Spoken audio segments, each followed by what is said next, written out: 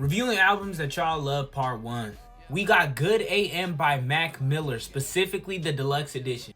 I briefly listened to Good AM, so it was cool to listen to this for the past week or so and really fully digest the album. Right off the bat, the vibe I get from this album is a more commercial version of Mac. Now I listened to Faces, which is a very out there version of Mac, and I believe during this time of his life, he was really working on sobriety and working on just being a healthier version of himself.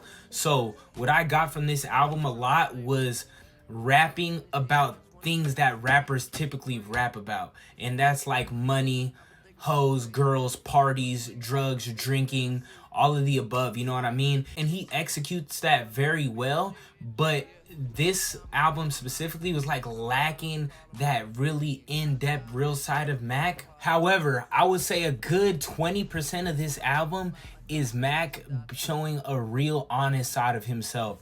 He talks about admitting he has, a drug problem, being scared to die, you know what I mean? Almost it's like, hey, I'm living life, but I know there's some bigger issues that we got to address at some point. This album is full of like real good like rap bangers of Mac like flexing his pen. He really shows like how talented he is when it comes to his pen. I just feel like the content of what he was rapping about almost got repetitive, even though every song still sounds so good. He catches a cool aggressive flow on a lot of songs like 100 Grand Kids.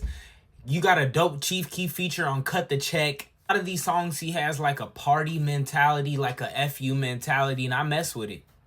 My favorite songs on the album are gonna be when he gets real, when he really taps in with that like honest side of himself. Perfect Circle / Godspeed is a perfect example of this, where Mac just gets real. He's honest with himself, he's honest with his peoples, and it's just a beautiful song. Ascension is also a beautiful, beautiful song, bro. That is for sure 1000% my favorite song off the album.